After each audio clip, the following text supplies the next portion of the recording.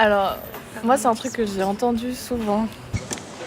Pas du tout, non. En réfléchissant un peu, je sais que ça a à voir déjà avec les migrants, avec ce qui se passe une fois qu'ils sont arrivés en Europe. La redistribution dans les pays. Non. Ça date de quand? Le cupinage. Moi oui. Non. Non. Et c'est un accord de coopération au sein de l'Union européenne sur les pays qui sont censés traiter les demandes d'asile. En gros, selon le règlement, le pays qui est responsable de l'examen de la demande, c'est le premier pays où le demandeur a donné ses empreintes. Ça, absolument dégueulasse. Déjà ça ralentit, je pense, d'utiliser les démarches. C'est vrai que c'est aberrant. C'est pas parce que tu es arrivé par un pays que. Je pense qu'ils n'ont pas le choix d'arriver par ce pays-là, surtout. C'est vrai que tu as du mal à arriver directement par la Suède.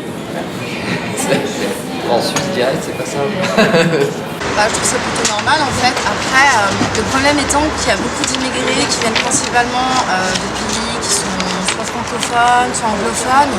Donc en fait, le fait de faire la demande d'immigration par exemple en Italie, alors que les immigrés ne parlent pas forcément la langue, c'est peut-être un peu tendu.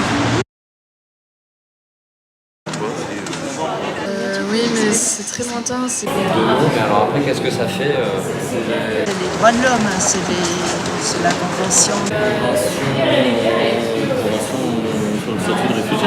La Convention de Genève, c'est une convention par laquelle les États signataires se sont engagés à accorder l'asile aux personnes qui sont persécutées.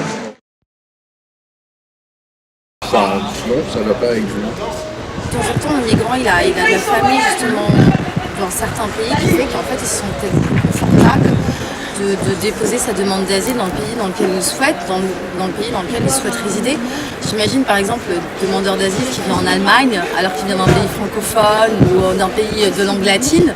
Je pense que ça doit être un peu difficile pour lui de comprendre les us et coutumes et les mœurs justement de la société allemande en fait. Disons, moi ce que je comprends pas avec Dublin, c'est que c'est censé être un truc de répartition, mais qu'il faut peser le poids sur les pays du sud de l'Europe. Du coup, ça se comprend pas.